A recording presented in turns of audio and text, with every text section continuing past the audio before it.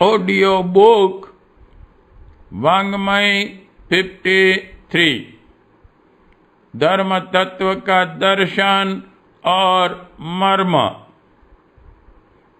Chapter 1 part 31 धर्म धारणा की उपेक्षा उसकी विकृतियों के कारण। मोटी दृष्टि से देखने पर धर्म कोई ऐसी मान्यता प्रतीत होती है जो देवी देवताओं को रिझाने या परलोक में स्वर्ग मुक्ति आदि की उपलब्धियां प्राप्त करने से संबंधित हैं। किसी को धार्मिक धर्म प्रेमी कहा जाता हो तो समझा जाएगा कि यह व्यक्ति पूजा पाठों कथा पुराण जैसे क्रियाकलापों में निमग्न रहता होगा और सामान्य उत्तरदायित्वों के प्रति उपेक्षा दिखाता होगा। धर्म चर्चा का प्रसंग जहाँ चल रहा हो समझना चाहिए वहाँ परलोक का या कथा पुराणों का ऊहापोह हो रहा होगा। साधारण मनुष्य की समझ में प्रस्तुत धार्मिकता की उपयोगिता नहीं आती। वह उससे नाक भौं सिकोड़ता है, कारण कि उसे इन तथा कथित धर्म प्रेमियों के चिंतन चरित्र एवं व्यक्तित्व में ऐसी कोई बात दृष्टिगोचर नहीं होती जिसके आधार पर उनकी किसी भौतिक या आत्मिक प्रगति का पता चलता हो, और न उनकी गतिविधियां यही सिद्ध करती हैं कि उस चिंतन को अपनाए रहकर वे भविष्य में अपना या अपने संबंध व्यक्तियों का कोई भला कर सकेंगे। धर्म के प्रति अवज्ञा बरते जाने का एक कारण यह भी है कि बहुत समय से धर्म शब्द संप्रदायवाद के मतांतरवाद के लिए प्रयुक्त होता रहा है। प्रथा परंपराओं को संप्रदाय कहते हैं। इनमें कुछ उचित होती हैं, कुछ अनुचित, कुछ उपयोगी, कुछ अनुपयोगी। समय में बदलाव के साथ साथ कितने ही प्रचलन अनावश्यक हो जाते हैं। सामान्य विवेक बुद्धि के अनुसार उन्हें सुधारा और बदला जाना चाहिए। टूट फूट की मरम्मत होती रहती है। उसी प्रकार एक समय की उपयुक्तता दूसरे समय अनुपयुक्त हो जाती है। विवेकशील उनमें सामयिक सुधार परिवर्तन करते रहते हैं, किंतु कट्टरवादी धार्मिकता पिछले प्रचलनों को ही पूर्वजों की धरोहर और धर्म मर्यादा मानकर अपनाए रहने के लिए हठ करती है। इस हठवाद से औचित्य का विरोध और अनुचित का समर्थन भी भरा रहता है। ऐसी दशा में विवेक की दृष्टि में धार्मिकता अहितकर सिद्ध होती है और उसके प्रति बुद्धिवादी समाज में उपेक्षा एवं अवज्ञा की वृत्ति पाई जाती है। धर्म के नाम पर मात्र अपने को ही सही और अन्य सबों को गलत मानने की अहमन्यता पनपती है। हमारे धर्म में सभी दीक्षित हो जाएं, यह अत्युत्साह कभी कभी धर्मोन्माद के रूप में परिणत होता देखा गया है।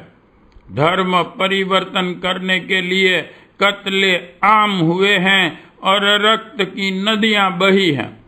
प्रलोभन देकर, बहका फुसलाकर, दबाव देकर धर्म परिवर्तन की घटनाएं आए दिन सुनने में आती रहती हैं। सामान्य बुद्धि सोचती है कि जब धर्म के प्रति अत्युत्साह बरतने वालों का यह हाल है, तो फिर उसे अपनाने में सर्वसाधारण का क्या हित साधन हो सकता है। धर्मोपदेशकों ने, धर्मध्वजियों ने जिस प्रकार भ्रांतियां फैलाने और भोले लोगों को ठगने का धंधा अपना रखा है, उससे भी धर्म का गौरव किसी विचारशील व्यक्ति की दृष्टि से बढ़ता नहीं है और न उस और किसी प्रकार का आकर्षण पैदा होता है। यही कारण है कि मरने के उपरांत किसी सुखद लोक की कल्पना से कुछ वयोवृद्ध लोग धर्म की चर्चा करते देखे गए हैं। कार्य व्यस्त लोग कहते हैं, इन बातों के लिए हमें फुर्सत कहाँ। इसका अर्थ यह हुआ कि निठल्ले लोगों के लिए धर्म प्रसंग उपयुक्त हो सकता है। संक्षेप में आज यही है धर्म के संबंध में जनसाधारण की मान्यता, जिसकी उपयोगिता समझ में न आने से सहज ही उस और अरुचि होती हैं जो उसमें बहुत रस लेते हैं। वे या तो धर्म व्यवसायी माने जाते हैं या फिर उन्हें भूला भटका माना जाता है। धर्म, जिसे मानव जीवन का प्राण कहा गया है, उसकी ऐसी दुर्गति क्यों हुई? शास्त्र का प्रतिपादन रहा है कि जो धर्म की रक्षा करता है उसकी रक्षा होती है, और जो धर्म को मारता है वह बेमौत मरता है। ऐसा महत्वपूर्ण आधार उपेक्षित इसलिए हो गया कि उसका वास्तविक स्वरूप एक प्रकार से ओझल ही हो गया और उस स्थान को धर्म विडंबना ने हथिया लिया।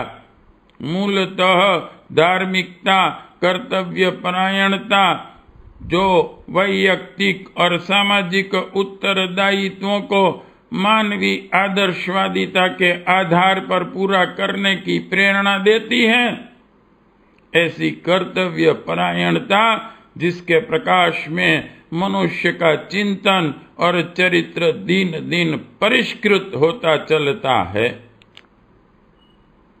धार्मिकता को दूसरे शब्दों में शालीनता कहा जा सकता है। इसे अपनाने पर व्यक्तित्व का हर पक्ष उदात्त बनता है। अपनी और पराई अवांछनीयता पर अंकुश लगाने से, जिससे शौर्य, उदारता हो और जिसकी प्रेरणा से मनुष्य सत्प्रवृत्तियां अपनाने के लिए प्राणपण से प्रयत्न करता हो, वह धार्मिकता सर्वत्र सराही गई है। सदा सर्वदा उसकी उपयोगिता समझी गई है। उसे व्यक्ति और समाज के लिए हर दृष्टि से हितकर माना गया है। उसी के सहारे प्रगति एवं सुख शांति के चिर स्थायी आधार खड़े होते हैं। जब सच्चे धर्म की उपेक्षा होने लगती है तो व्यक्ति पतन के गर्त में गिरता है और समाज का ढांचा चरमराने लगता है। वह असंतुलन देर तक बना रहे तो महाविनाश की घड़ी इस या उस मार्ग से सामने आ खड़ी होती हैं। ऐसे विषम समय जब कभी आते हैं तो सृष्टा की संतुलन शक्ति अवतरण करती है। ऐसा प्रवाह उत्पन्न करती है जिससे असंतुलन को संतुलन में बदला जा सके। अधर्म के नाश और धर्म की स्थापना के लिए अवतार लेते रहने की ईश्वरीय प्रतिज्ञा के पीछे यह कारण है कि अधार्मिकता बढ़ने से कहीं संसार के सामने सर्वनाश का संकट न आ खड़ा हो। धर्म के प्रति दृढ़ रहने के लिए शास्त्रों ने अत्यधिक बल दिया है। आप्त वचनों में जनसाधारण से यही अनुरोध किया जाता है कि जीवन को धर्मनिष्ठा के साथ पूरी तरह जुड़ा रखा जाए। धर्म कृत्यों और धर्मानुष्ठानों का उद्देश्य एक ही है कि उस क्रियाकलापों को अपनाए रहने से मनुष्य की धर्म प्रवृत्ति जागरूक बनी रहे। उस प्रेरणा से व्यक्ति सत्कर्म परायण बने, सन्मार्ग पर चले और अपने तथा दूसरों के लिए हर दृष्टि से उपयोगी सिद्ध हों। धर्म धारणा के प्रति आकर्षण एवं उत्साह उत्पन्न करने से पूर्व आवश्यक है कि सर्वसाधारण को उसका वास्तविक स्वरूप एवं परिणाम समझाया जाए। यदि धर्म का तथ्य ठीक प्रकार समझा जा सके तो उसे उतना ही उपयोगी समझा जा सकेगा जितना कि विज्ञान को समझा जाता है। मनुष्य की भौतिक आवश्यकताएं विज्ञान के सहारे पूरी होती हैं और भावनात्मक आंतरिक समस्याओं का समाधान धर्म तत्व की सहायता से होता है। शरीर की तरह ही यदि आत्मा का भी महत्व समझा जा सके, शरीर पोषण की तरह यदि आत्मा की आवश्यकता पूरी करने को भी महत्व दिया जा सके, तो धर्म का स्वरूप जानने की ही नहीं, उसे अपनाने की फलश्रुतियां भी समझी जा सकेंगी। ऐसी दशा में आज जो धर्म के प्रति अश्रद्धा है वह उल्टेगी और सर्वत्र धर्मपरायणता पर बल दिया जाने लगेगा। पाठ 31 समाप्त।